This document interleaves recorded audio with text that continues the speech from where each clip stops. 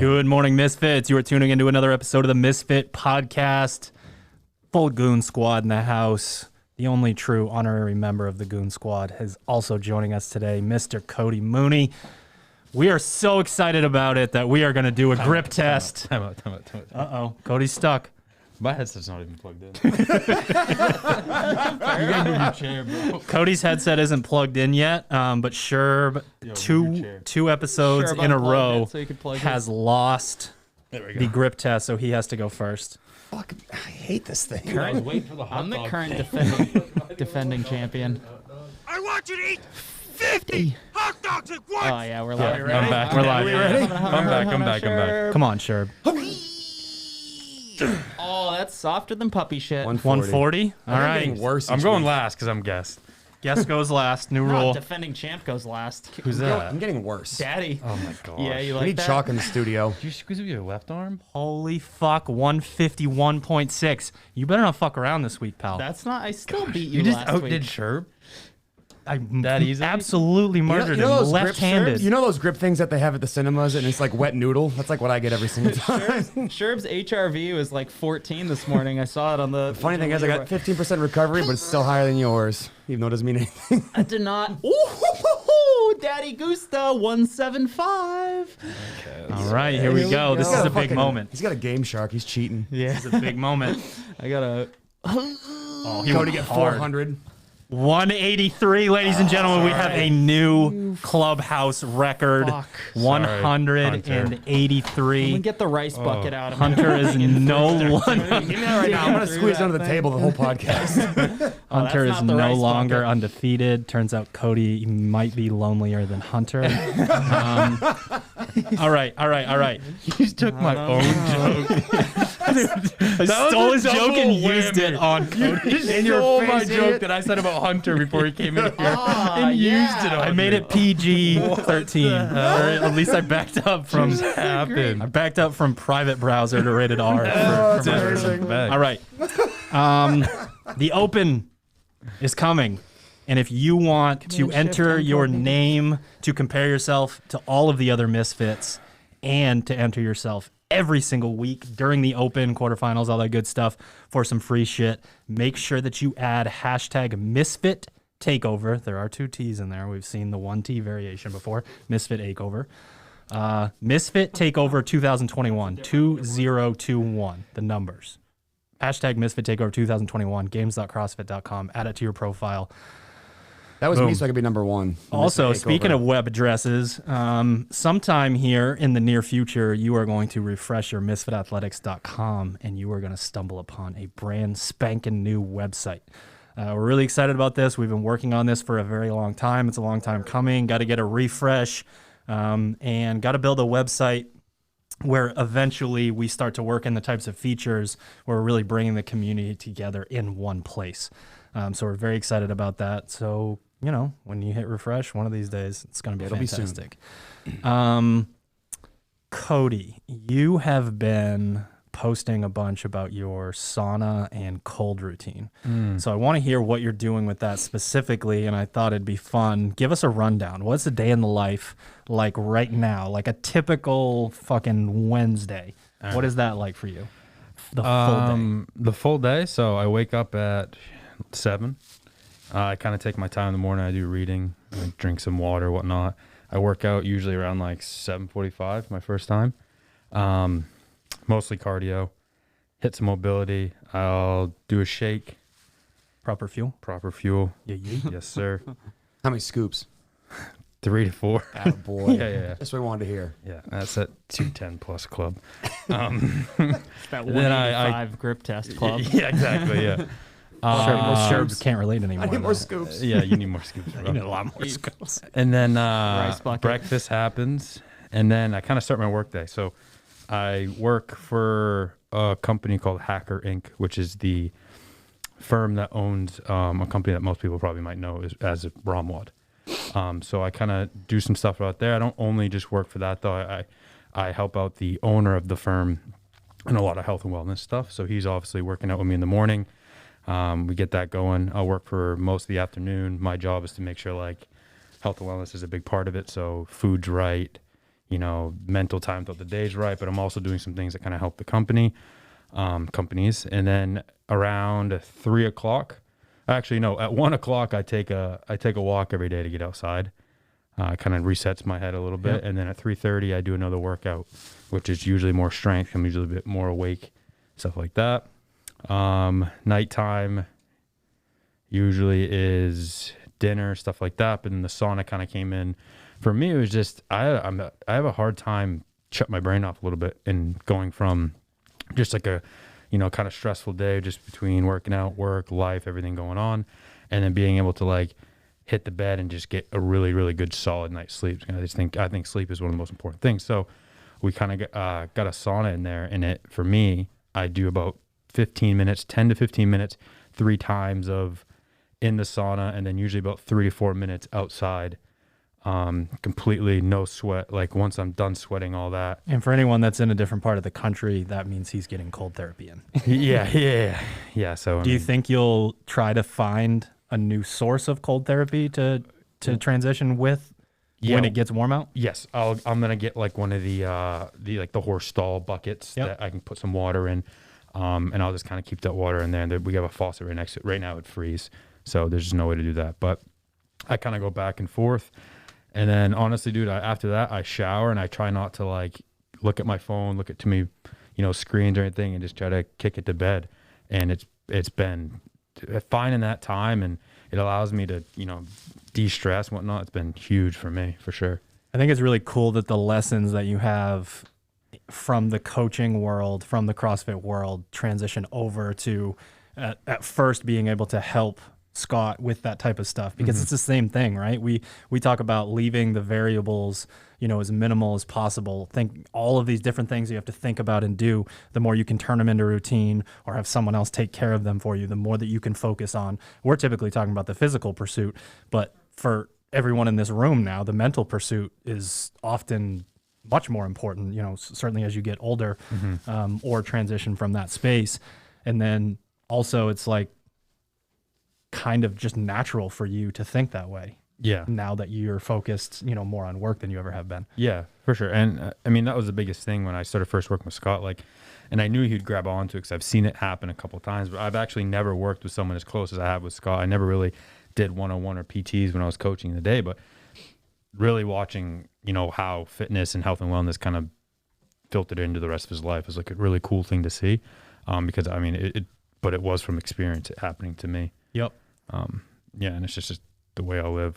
It's just the way I'll do, even if I'm not competing. But I mean, I think there's going to be a day where like I still might want to compete a little bit here and there and whatnot. So like this lifestyle allows me to, like still be a professional and still have a professional lifestyle that I like, but also keeps me at a fit level that I like to be, and it makes me feel good, which is nice. Right. Did you know that you were on the morning chalk up leaderboard this morning, that you could that you would have made it to semifinals? They did they went to 2020 and they went through and did your open placings, putting you there, and they did a leaderboard for each semifinal. And you were really? Sitting there right smack in the middle. Oh, perfect. Did you see Hunter and I? I didn't have the premium. I didn't have the premium edition of Morning Chalk Up where they got into the thousands. asleep I only scrolling. had the top 100. Don't pay $9.99. Keep going. You'll find it. We'll be One of in. these days we'll get there. I'm so sorry. This could be old news, but if you see, Hunter doesn't drop the tricks, and maybe he already does this, but Ted will give some good instructional information on Instagram on how to cook. And I started doing the steak the way that Ted put on the interwebs, and that's in the oven at 275 until it reaches a certain temperature, then reverse sear it. I even go with the butter based, getting a little sassy with it. Yep. First and foremost, best steaks I've had in a very long time, and the Butcher Box grass-fed ribeyes are crazy. That good, huh? We do not have any affiliation, but if you're John Butcher Box and you're listening, or you know someone, we would love to be sponsored so that we could get free meat, because the ribeyes are something special. I'm telling you that right now. You know what's funny? I've never cooked the steak that way, and I've seen it done multiple times. And every time I'm like, I really need to give this thing a go, but I've never reversed it at the end. So it's It dries the steak out to the point where the crust that you can create when you put it back in the pan is crazy. Do you put the cast iron underneath the steak in the oven, or do you? It goes in the oven at 275 on a rack, Just on the rack. so that the circulation can happen Yeah. all the way around the outside. Yeah. And then you just get a pan. Nice You get one of those cookie sheets you can lift it up too. Ah. Yeah, it's I take a wire rack. I've actually never done the. I take a wire rack, put the steak on it. I've got the probe thermometer. It's nice to have the one where you magnet the thing to the outside, so then just the timer goes off. Yeah. The suggestion is 90 degrees internal, but I found that when I get a good sear on it, it's a little past where I want it. So I'm playing around with the like 80 to 85 If you were to guess, what's the temperature of the oven? 275. And how long do you think you cooked the steak for, actually? Depends on how thick.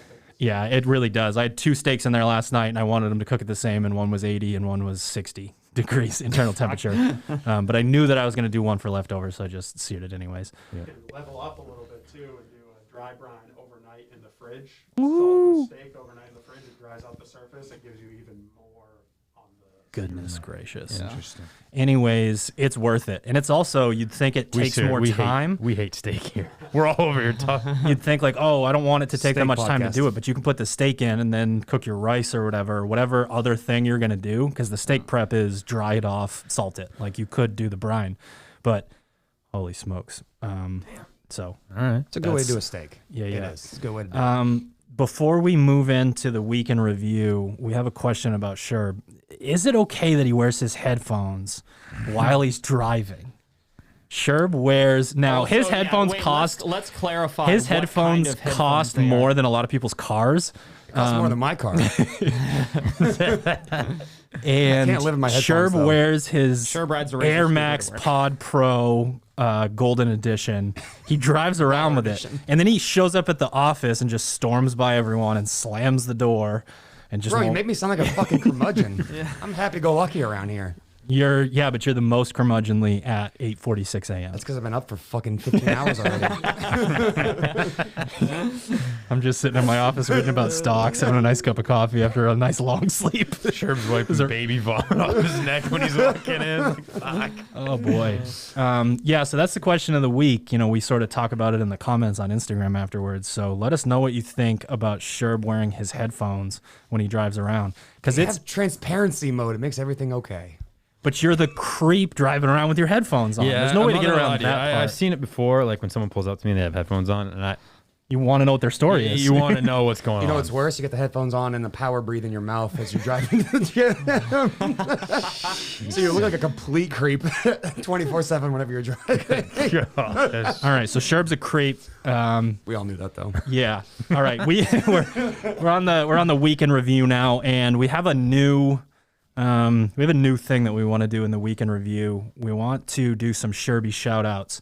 Sherb pays attention very closely to the leaderboards, the comments section, all that stuff, whether it's SugarWOD, the app, website, and is going to start giving some shout outs to people that, we see the people that are super consistent and they're always posting on there. They ask good questions. So we just want to make sure that they know that we're there listening to them. So that same hashtag that we did for the mention leaderboard on the games website, we're going to use that one as well for the competition block 1, 2, and 3 this year. So if you want to be in Sherby's shoutouts, use the hashtag Misfit Takeover 2021 on Instagram, and he's going to troll those hashtags weekly and just go in. And this isn't one of the things that's important about this, and you guys can give examples today, I think, is we're shouting out people that are, maybe doing the little things. PRs are great. Like, there's something you've worked on a lot, but typically we want to know maybe the backstory of it or some sort of insight into like it is nice when you've been training for a really long time to get a 5-pound PR,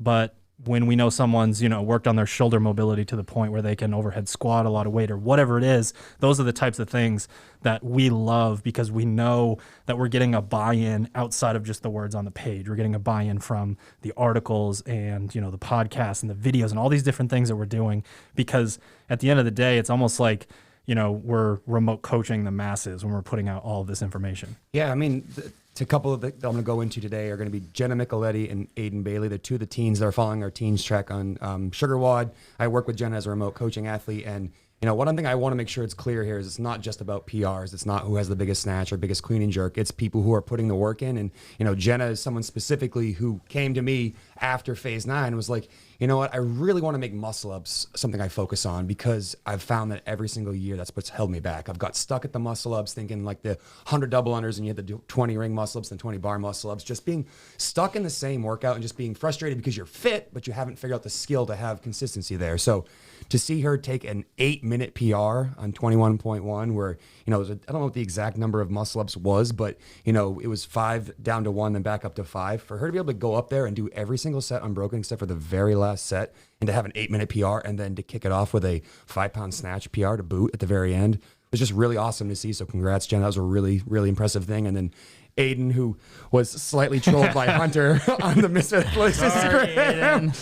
The teens did a slightly different version of that workout. Sassy on Instagram. They did a max snatch at the end instead of a max clean and jerk. So Aiden was all fired up to get his max snatch up there. And Hunter's like, that's not going to help you with the clean and jerk, bud.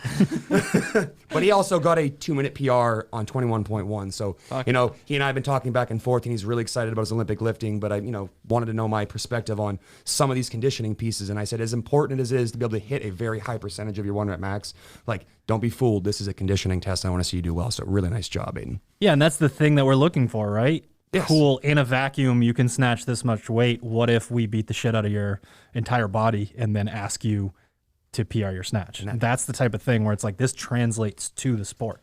Yeah, we can use this. We want to celebrate the things that, again, are going to apply and give you that success you're looking for at the end of the day. Because you come to our site to try to be fit, not just have the best snatch on Instagram. But what's great about that too is that it's not always an objective number. It's not always I got 1 minute faster, or I got, I was able to do 2 more muscle ups than I did before. Sometimes it's subjective. So like Hunter and I were talking. I mean, you want to talk about Tony's PR? Yeah, no, one of my remote athletes, Tony. Good shout out to him. He first of all went about, I think it was about 2 minutes faster on the Metcon portion, and PR'd his clean and, or was, I think he was 5 pounds under his like all-time clean and jerk, but it was definitely a PR from the test. And one thing I asked him, I was like, oh, that's awesome, like great work on the PR. How'd the overhead squats go? Because he's been working hard on just general, a little bit of shoulder and hip mobility that prevents overhead squats from being as comfortable as a movement as something like. And he had like a lifting thruster. background before, right? So he's got yes, exactly. Powerlifting background Can be challenging to get the bar overhead. Insanely strong squat, bench, and deadlift for his body weight, which is, I can't even remember. It's around in the like 160-ish range. I'll get a WhatsApp message here. So he weighs 50 pounds more than you. Yeah, so he weighs less than I. Yeah, fuck off. weighs significantly less than I do and is significantly stronger than I am. But anyway, he worked really hard. I had him do all of the 20s, the 3x20s over the course of the phase. A lot of times swapping out certain movements for overhead squats. Him and Diana kind of joked about it. It was just like, oh, this workout looks fun. And Tony looks at his sheet and it's like overhead squat instead of thruster. And he's like, God damn, like pissed about it. But anyway, he was like, overhead squats felt so much better. Like they were unbroken, they were smooth. And that sort of thing, again, in a vacuum is a PR in itself. But when we think about the workout, it's like, oh, better positioning means the muscle ups are easier. That's already a strength for him. And you add those things up to a 2-minute PR, which is significant over the course of a sub 10-minute workout, over 20%. And that's when you get to let the Ferrari out of the garage too. You think about future implications of a movement completely changing for you. You go from like looking at this workout and saying, can I get this done at all, to like, oh, this is going to hurt because I'm going to be able to cruise. And exactly. Media-wise, we had Don Yote. Ted threw the little challenge in there, the little giveaway situation with the emojis. But I also saw some good comments in there. I don't know if there was any commentary on the Brady Sherb switch, the old switcheroo. The context isn't necessarily the same outside of the building as it is inside of the building. But we got some good comments on people listening to our suggestions, and I'm going to push this part of the workout. And that sort of interaction is why we make those videos. So it's just fun to see going through that stuff. And I really like the fact that people are commenting on there and asking questions. Like we had a dude, Stephen Borman, who was like, should I use the 70-pound kettlebell I have or the 50-pound dumbbell? Like I can do both movements, but I know that the kettlebell is going to be slower. So jumped on there and said, hey, use the dumbbell and go fast because that's the idea here. We're looking to push the pace with an interval. So, did it, got a great workout out of it, hit the stimulus, and again, that's all we could hope for. These training pieces that you're getting what we're hoping for when we write them. Yep. We got into some chest to bar pull-ups, got some good feedback on that. Just people thinking about, how they lock their grip in, how wide they need to go. Next week, what we got coming for you guys this week is Day at HQ Primer Day. So we have every Thursday during the competition season where we know a workout or a series of workouts is going to show up on a Friday. We have what we call a Primer Day. And you're going to lift heavy, but in that 80% range, just so you can kind of feel snappy. You're going to do some power snatches, some power clean to push jerk. We've got a workout which we typically call the merry-go-round style. You're going to do the type of workout where in a shorter time domain, you're going to do 3 movements and just be able, you're never going to think about your transitions. You're never going to think about whether you're going to do the movement unbroken. You just go through and cruise. And we find that athletes perform much better after a day like that than they do a day where, they get ambitious and do mobility for 15 to 20 minutes and then hang out the rest of the day and feel kind of stiff and off when they're going into those. I got a remote athlete that was asking me about that. It's like, this day kind of looks a little beefy in terms of just the sheet being like 4 or 5 things. Yeah. But, the important part here is that there is specific pacing instructions with all of these things that are, again, like you were alluding to with the Metcon, allowing you to move kind of seamlessly the entire time. And then you're going to get a flush afterwards. Pay very close attention to the pacing instruction there, because if you did that for time, it would be a pretty good aerobic piece. Yeah, we're going to be able, we show in the video that this is how it's executed. So the video is important just from the standpoint of it isn't a ton of volume once you sort of break out the fact that we're looking for forever paces and things of that nature. All right, so competition season series episode 6, the grand finale. We mentioned that Cody should come back for team episodes, and you guys all out there in the internet world reminded us that we needed to get Cody back here to talk about team stuff. Here I am. And the team stuff is very, very interesting this year. Yeah. And I'm going to talk shit about it, and then I'm going to say why I like it.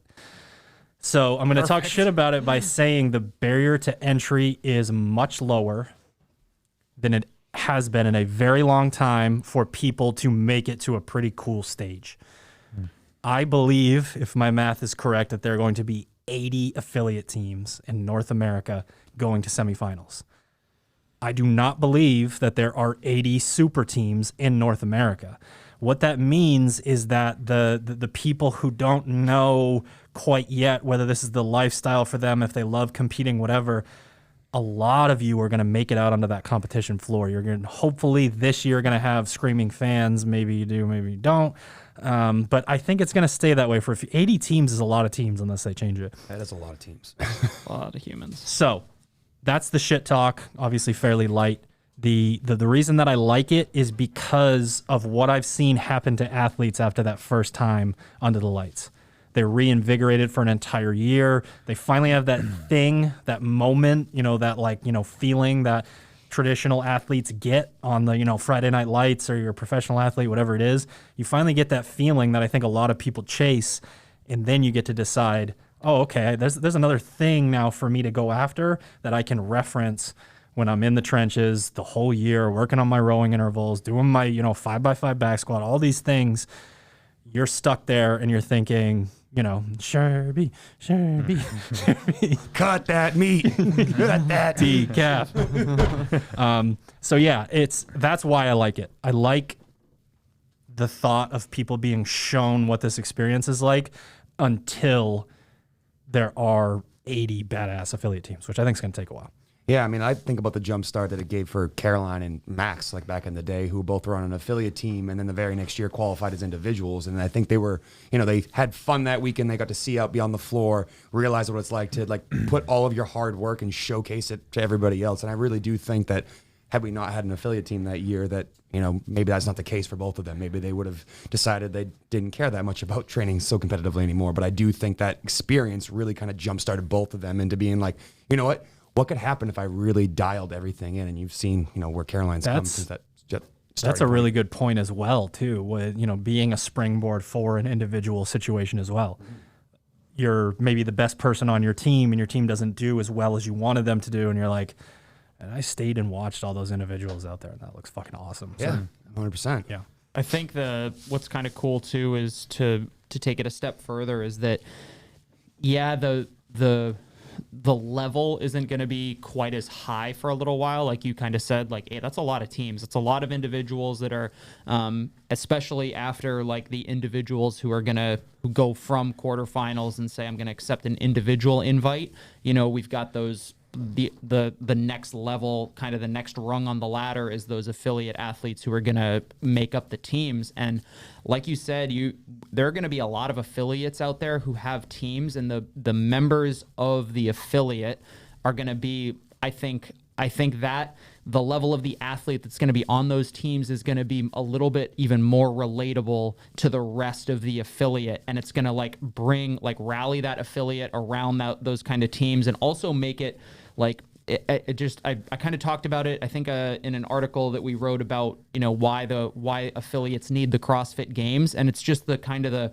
the trickle down effect of having as many kind of affiliate athletes or athletes in general that come from like just the grassroots affiliate themselves. And then you get more and more people, you raise the level of kind of training, and therefore like the fitness of the affiliate itself, and hopefully kind of the all the way down to like the health and wellness of the people who are in that affiliate as well. It's a local folk hero. That's the person you get to look up to. Be like, oh man, I know that person. I worked out with him in Tuesday's affiliate class, but also then he, you know, waxed me, and I just want to go support him because it's really fun to throw down with someone who I work out with on kind of on a regular basis. Yeah, all I can think is like the Purple Caravan down to like Reebok headquarters. They had the I think the news feature when Caroline did it, or it was in the newspaper. It was like local woman competes in CrossFit, like that sort of thing. Like it'll be the same thing. Like Portland, Maine team qualifies for CrossFit event in Montreal, Canada. You know, so like it's like, oh shit, like this is cool, and that sort of exposure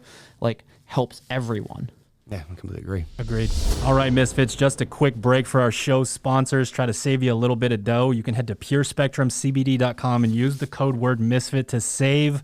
I take the 2,500 milligram, sometimes a double dose, 2,500 milligram black label tincture every single day when I get done work, just as that signal to tell myself it's time to, you know, get off the phone and start to really down-regulate.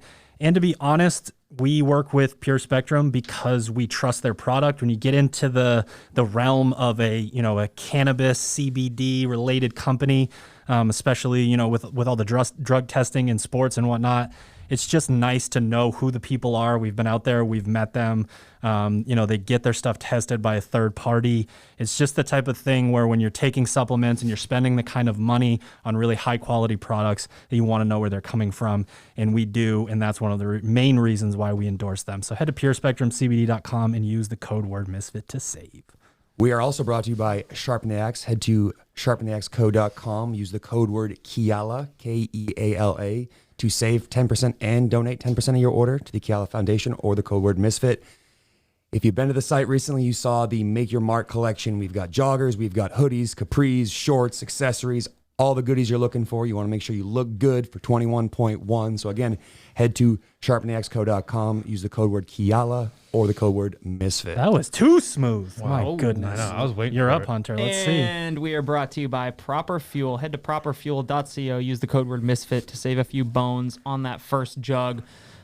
Cody, I'm going to put you on the spot one more that's time. fine. You're a big fan of the Proper. You're like a 3-4 scoop guy. What's Yeah. like maybe like your one or two favorite things about it? So I take it in the morning for my shake after my first workout, then obviously later. But I think having the 3-in-1 is big for me. I used to take like, carbs, protein, creatine, like leucine. I used to have. You had the hockey bag? Yeah, I had the hockey The bag. Drew hockey bag? Yeah, I had that. We've been friends for a while. We both had the hockey bags exploding in the bag Different and hockey everything. bags. Yeah, but And Cody always got stopped by TSA. always got stopped by Always TSA. So having that in one thing has been super, super just convenient, and it just works well. And honestly, the other thing is taste for me. I mix it with one thing, and it's just my greens that I take, my athletic greens. So like the taste of that protein it matters to me. I want to be able to kind of enjoy it and whatnot. So for me, that's huge, man. Yeah, someone walks into the office and they're just like, someone drinking Nesquik in there? And they're just like, no, Proper. The other one is like, someone drinking like liquid Tootsie Rolls in there? It's like, tastes awesome for sure. And the other thing is like, I trust you guys. I know that you put quality first. And for me, that is just like Drew just talked about with Pure Spectrum. Like, I believe in that stuff, and I'm not going to take something that I don't trust in. And so that's a big thing for me as well. Like that's something I definitely believe in. Ballin'. Boom. Properfuel.co, code word Misfit. Competition Block 1 is live. It's happening right now. We've just finished week 1. Everyone's excited about getting into the competition season. If you're wondering what that's all about, you can head to misfitathletics.com, teammisfit.com if you're an affiliate owner and you're looking for help for programming for your gym. The Open is a stressful enough time as it is, or you can head to the SugarWOD marketplace for both. Best thing about all the places I just mentioned is you can try this for 2 weeks for free. We believe in it to the point where we're going to give it away to you for that long so that you can actually get enough momentum, get into it enough to realize that we're really going to be able to help you. TeamMisfit.com, MisfitAthletics.com, SugarWOD Marketplace. Back to the episode. All right, so team training. For anyone that didn't know, Cody and his team came in second place at the 2019 CrossFit Games. Did I get that right? Yes. Yes. Yep. So I want to start macro level with my first question. It's just you. You are training to be on a team. How do you train? How many days are focused on you just getting fitter? How many days are focused on I should probably learn how to use the worm or do synchro chest to bar? Like real macro level, what do you think if someone is listening to this and they want to get started to be ready for team?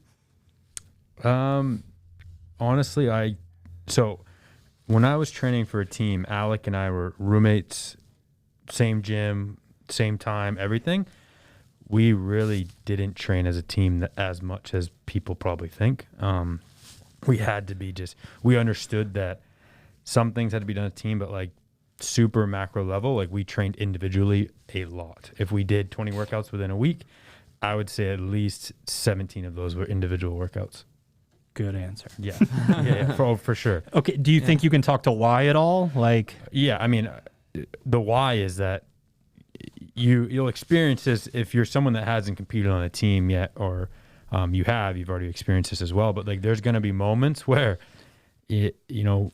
people are smart enough now to not only make you compete together on a team, but also individually while you're still competing on a team. So you're going to get highlighted quickly, and that's what they're trying to do. They're trying to find the best fit all around team, and by doing that, sometimes they have to break you up, either pair you up with male female, or just individually. And to do that and to be that person, you have to be fit. And I think the best way to still get fit is to do individual workouts. So in the hierarchy, things like skills and team building and fitness, they're all there. They're all really important, but you would place your fitness as a member of the team at the highest. 100%. And then second to that is communication. So that's what I think. Do you think training in the gym at the same time as him helped that? Like, is there a level of familiarity there? Yes. I mean, Alec and I were an exception because we're also roommates, we're best friends, blah, blah, blah. Like, we knew each other very, very well. But I think the success that the team had came from, because not all of us could, that was when super teens, we all didn't train together. I think we met up, like I said, 2 to 3 weekends before the CrossFit Games and trained. But it was just going to the floor, knowing each person and be able to communicate out there and, kind of have that game plan. But yeah, it's the whole, even if we weren't there together, we were doing the workout as a team, we were still there training together. And it was building that bond between us that I had full trust in him and he had full trust in me. And we knew exactly what we're each capable of. We knew exactly what point he was fitter than I was, or I could take a little bit more, he could do a little bit more. Like, it was building that trust that we had in each other. That was, what caused us to be successful, I think.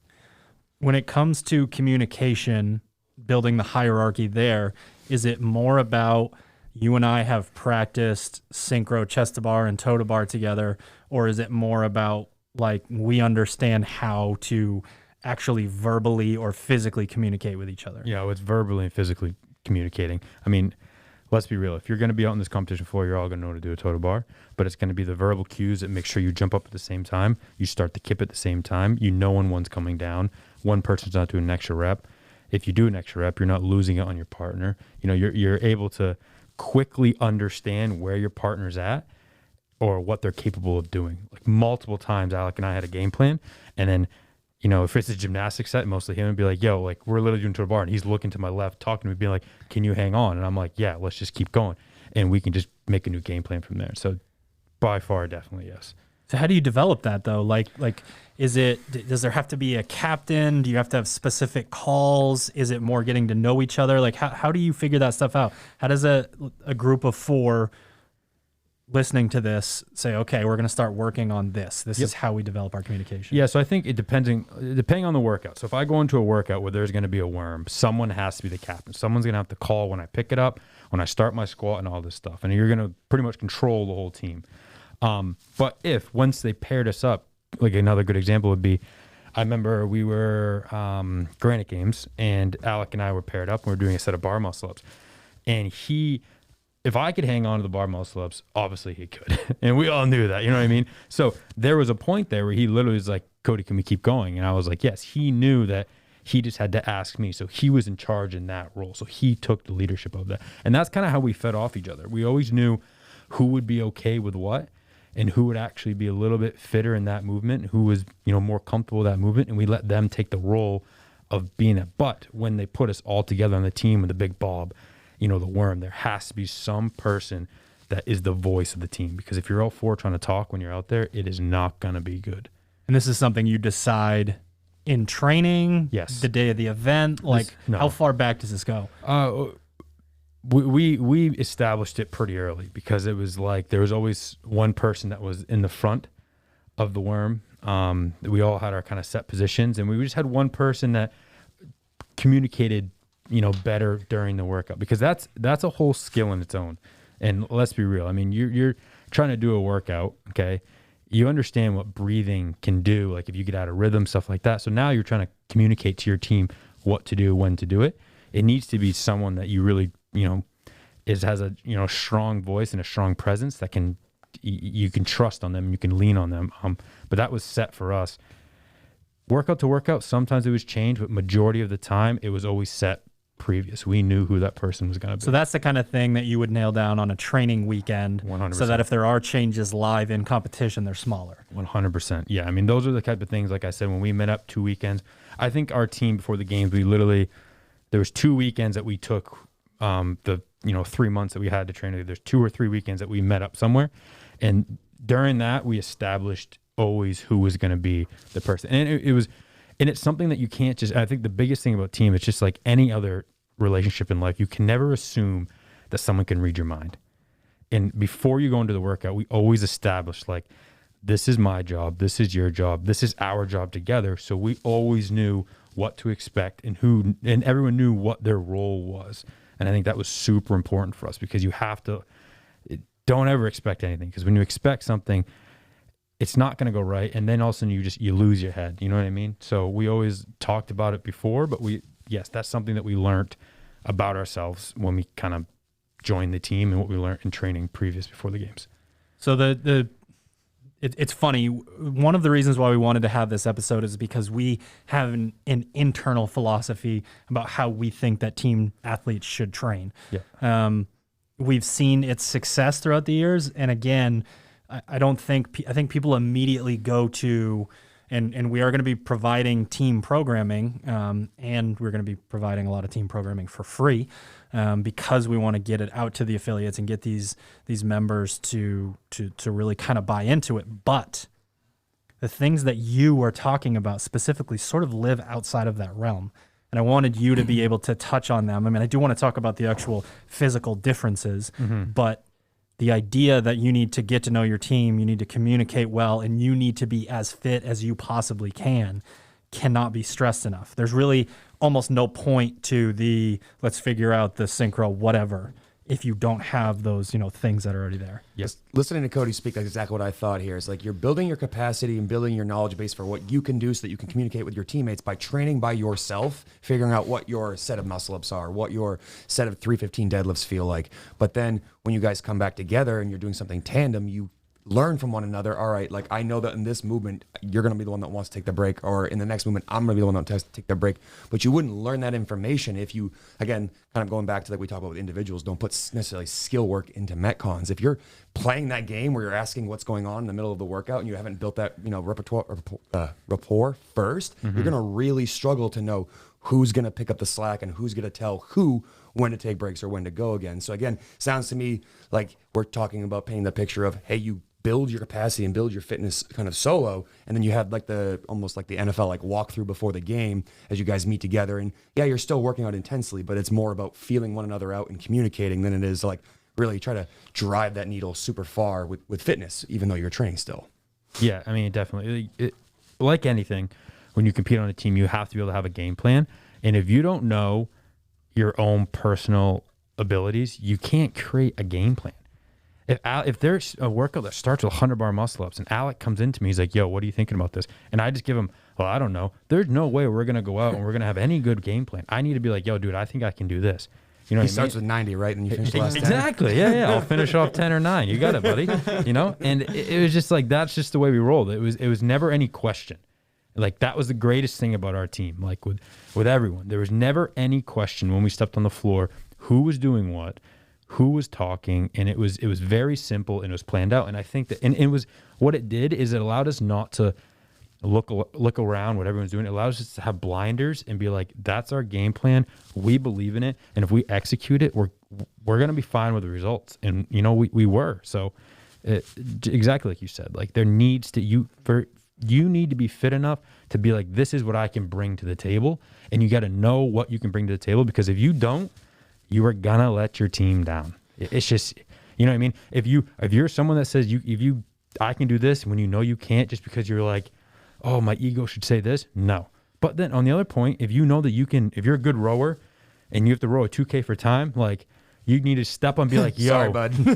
You need to step up and be like, you know what, yo, I can take this one. That's going to hurt, but like, that's my strong point. I know this is where I can help my team. And to do that, you need to be able to train individually. So a lot of these are like kind of theoretical, like, oh, you have to know this, you should know that. That shit should already be settled, right? Because you've decided on your team. Mm-hmm. Like you've thought to yourself, like, who do I want to be teammates with? Does this person have the capacity that lines up with me? Like it's not like you're going to be on the competition floor and find out Sherb can only do 4 bar muscle ups at a time and you Generous. can do 30. Yeah. So like what kind of, this is almost like taking a step back even further. What are you looking for kind of in teammates? Like, are you more interested in people like that?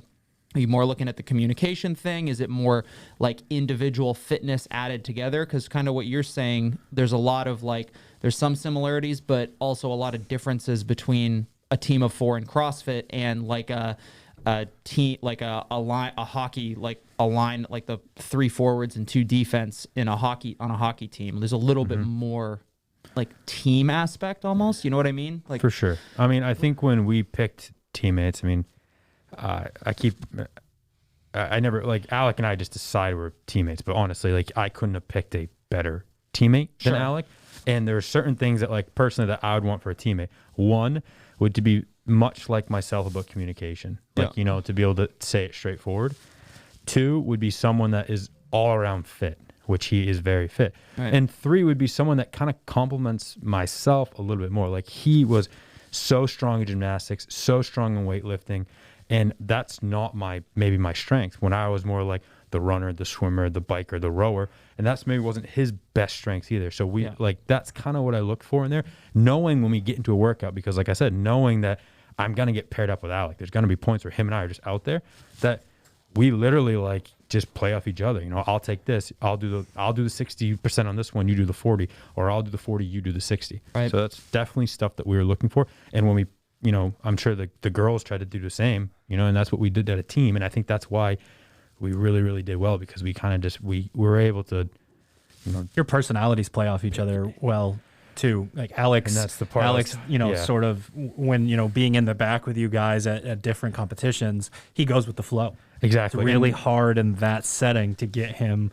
super jazzed up. And like I don't the plan changed 3 times, and he says sounds good to all 3. Let's do it. Yeah. Yeah. And I think that's what's so like when it comes to your physical abilities, you don't want someone that's like exactly like me. Sure. But when it comes to like the stuff that you're talking about there, you want someone that you can vibe with on that level to be like, yo, like, this is chill. 4 type A's probably wouldn't work well, and 4 people saying "I guess so" to every strategy wouldn't work well either. Wouldn't work well either. Yeah, exactly. So I mean, picking a team it's super important to do, but at end all be all, it's. I mean, I can't stress enough how you got to be fit. Like I know the point of this is to get like hound it in people's head. Like you need to be fit to be on a team. Yes, there's going to be times where you need to be able to work together, communicate, stuff like this, but. I could tell someone to pick up the worm, but if I wasn't ready, you could tell me to pick up the worm. I like, you know what I'm saying? Like, all right, guys, you ready to pick up the worm? And then I go bend over on my knees and be like, I'm gonna need a couple.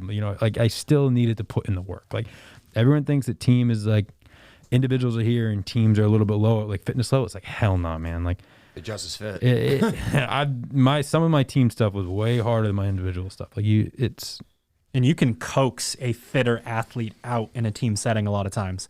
You have this shared burden together, which maybe doesn't make you feel like the spotlight is pointed directly at you, but then you have an even more intense emotion to work hard for the other 3 people that are there. Yeah, you don't want to let your team down. No. You might also get put in a scenario where because it's a team workout and because you have to do a portion of the workout that you would be going at infinitely harder than you ever would as an individual because, hey, Cody, this is your 3-minute window in this part of the workout to shine. What do you got? Yeah. Like we're going to ask Cody to do 100-calorie bike so that someone else on his team can jump up and do whatever 30-ring muscle ups. It's like Cody knows that he's going to suffer pretty bad on that bike. But that's to me, again, speaks to why it's so important to be fit because there are times where you're going to be up against probably a lot more intense stimuli than you would be if you were on a team when you had these things coming after it. Thinking back to like the standard where you did the clean and jerks, the snatches, and the muscle ups, like the individual version of that was different from the team because the team was just go, go, go, go, go, or the individual was like, where do I take my breaks so I can stay moving and still get a respectable score? It doesn't make any sense to send the first 30 clean and jerks if I'm standing at the rings later in the workout. So to me, I actually think there might be even an increased element of intensity on a team setting. Totally agree to that. Yeah, and everyone has unknowingly already done this N=1 experiment. You go out and you do intervals 1-to-1 by yourself. Compare that to the splits when you're working out with one of your friends and you have 1-to-1 rest. It's just a little extra pep in your step. Yeah. It just feels different to be in that setting. So to move on now, we can start sort of personally. Like, what were the biggest, like, technical, physical challenges for you going from individual to team? Like movements or style of workout or whatever. Like, what were the biggest things where you felt like there was maybe a learning curve to it? I would probably say the biggest thing that was definitely a learning curve is just it was understanding like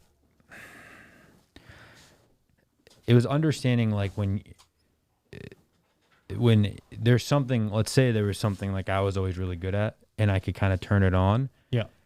And there's going to be a point on your team, I think that everyone that is on a team experiences this, but you're not going to be able to turn it on maybe as fully as you want because you are with a team. But then there was also vice versa. So like if 4 of you were running together, it doesn't make any sense to take off down the road. Exactly. Yeah. But like vice versa, there was also times where I felt like I'm like, going into it, like this is not going to be the best thing for me. I will by far be the worst one on the team for this, but I'm still going to do my best. Like that's probably the biggest learning curve about a team because it's that whole like mentality of like, you almost have to have a short memory in that stuff because the next workout, you're going to be put right back in the same scenario. And this time you might be the one that's like a little bit better in the movement. I think that was definitely probably one of the biggest things for me to, realize when I started training as a team. I think what stood out to me, and again, watching you guys compete in the 2019 games, was the workout that you had to do the assault bike first, followed by the synchro toes to bar as a group. And like, I could definitely see that you probably weren't needing to go 100% in the assault bike, even though if it were just that's all the workout was, you'd be sending it and being done in like 15 seconds every single time. But realizing that, you only need to work so hard. Can't so be you can putting a then, saddle on the Bronco. Come on. Exactly. That's what I'm saying. So like to me, that's a huge part of team is again realizing that like at times you have to temper the way you move, but that doesn't mean you just get a free pass later on. You might be something that follows that you have to really push on. So like knowing when and where the rest of your teammates are going to be at based upon again just having those conversations about all right, how long does this take you or how many sets will this take you is really important. And I do think that's a challenging thing going from individual to team is now realizing that it's not just about you, it's the other people on your team as well. Totally. I mean, and that's exactly what I'm talking about. Like it's, if you are someone that loves the spotlight to be on you, and when you finish, you're like, oh, if I finish first, everything's on me. Like, don't compete team.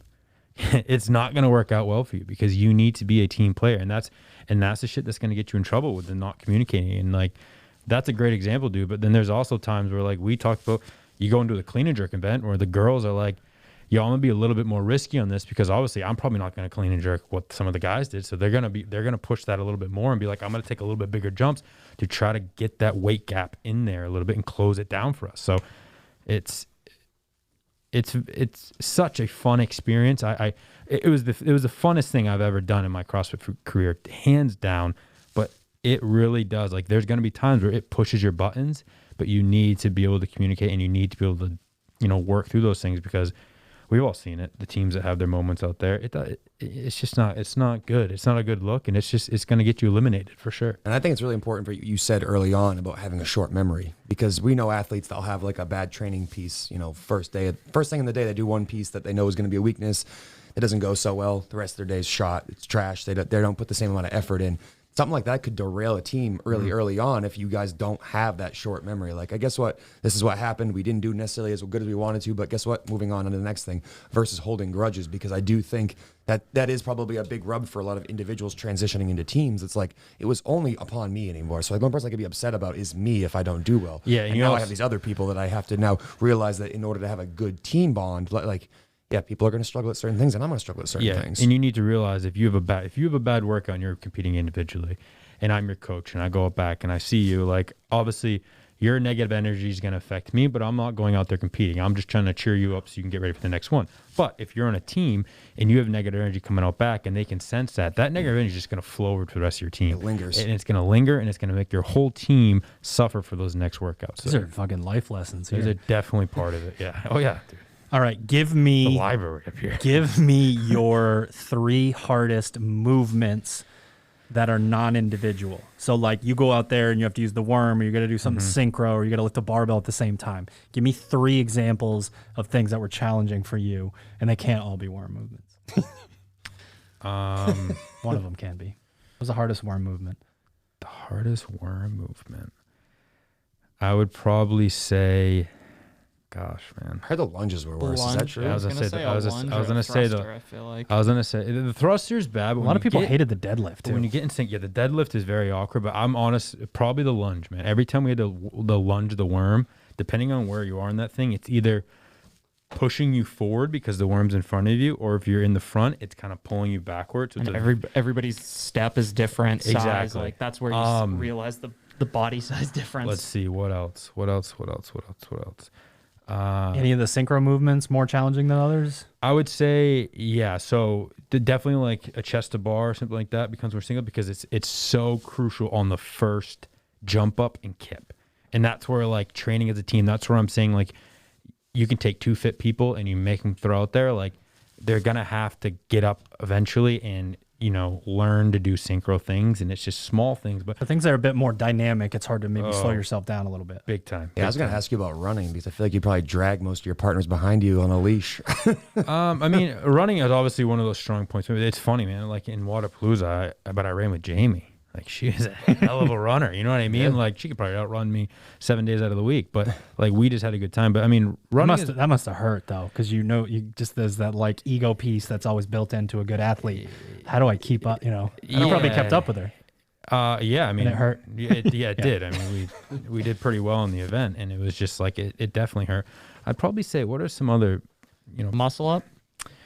Guess probably along the same lines as the. You get to pause. Actually, that's a great point. Good one. The muscle up is actually it's a very tough movement to do synchro because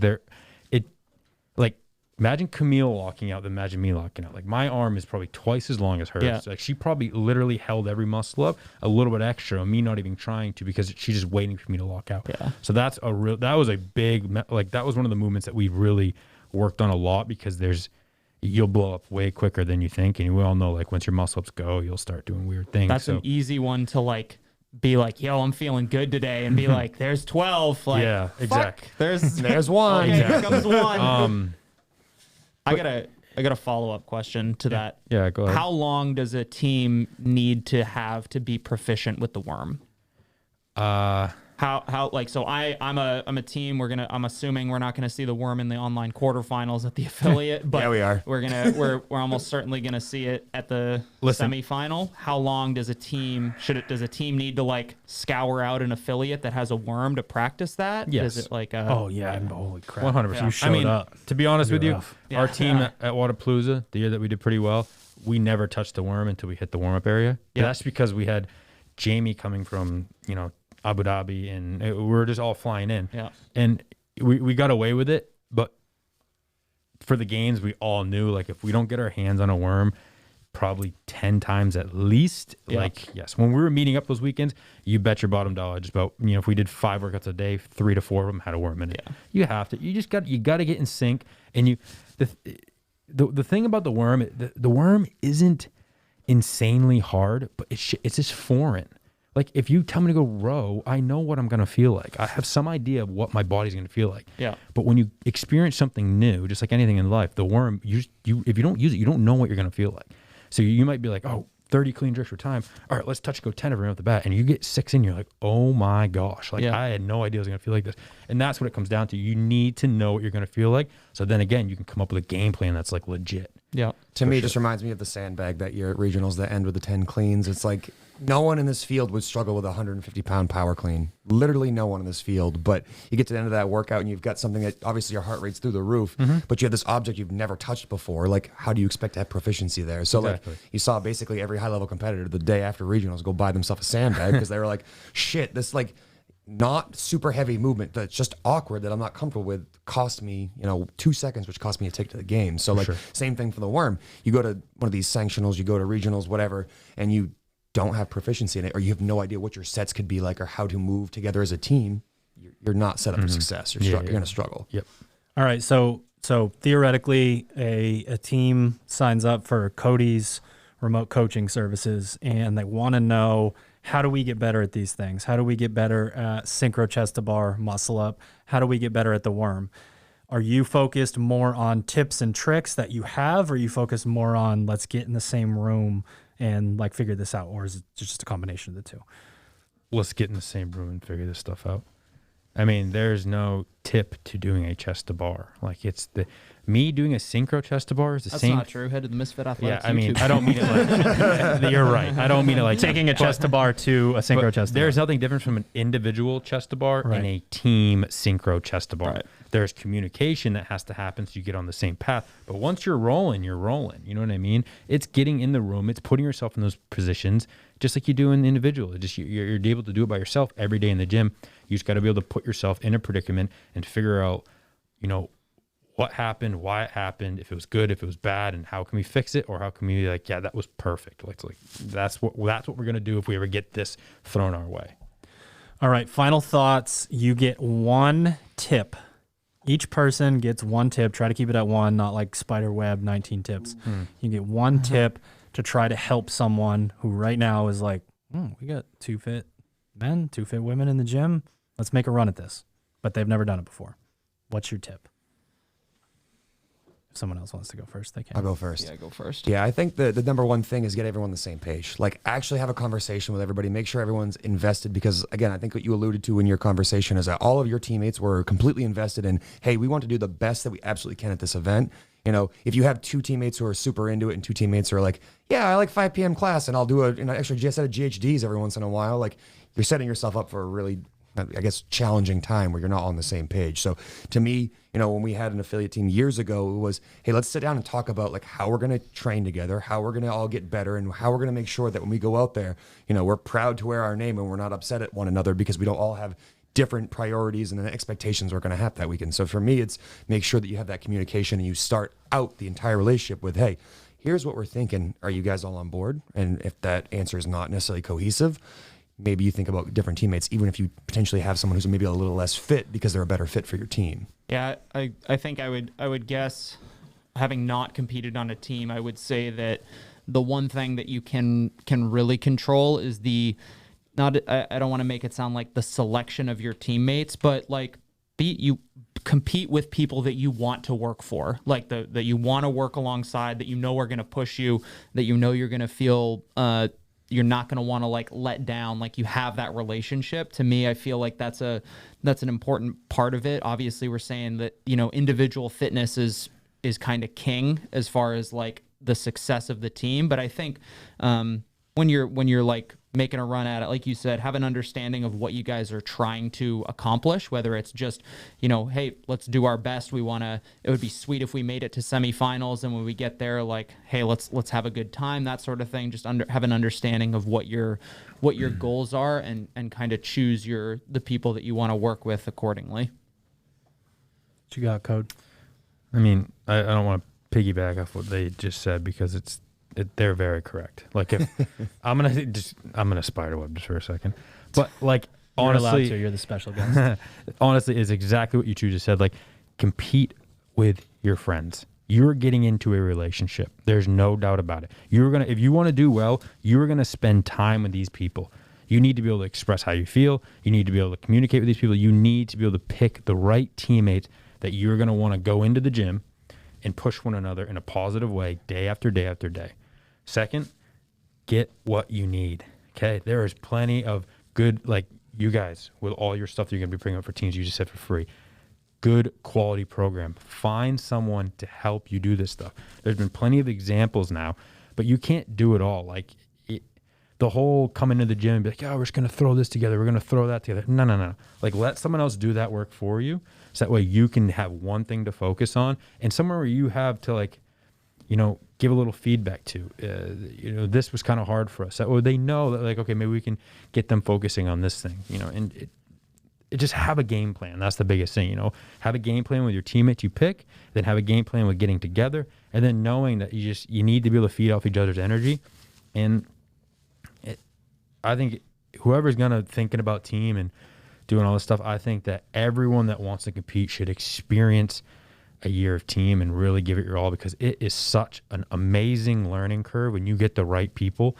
And by far, I am a way better athlete now competing team than I would have been not doing it twice. Like the year at regionals and the year at the games, both those times, like I grew from that and I learned a lot and I freaking loved it. So like, I never had more fun training than that year, the 2016, that we randomly squeaked a team in. Yeah, it was the most fun I've ever had training. And it was probably, one of the fittest times you've been too, because like we held each other accountable and we did it, we did it well. So it was definitely by far. Just couldn't let you snatch the heavy bar all by yourself. I had to try it too. Yeah, I did hit You it. stepped on the line, had to I do a did double. hit it twice. 1 centimeter. That's my boy. Mine smells a lot like you guys's, I would say. Acknowledge, cherish, lean into this energy that you're getting as this like collective of people. You've got 4 people, potentially 6 if your alternates, sort of hang out and train around you now that it's back to an affiliate team. Don't just get excited and PR your set of strict handstand push-ups or your lift on those days.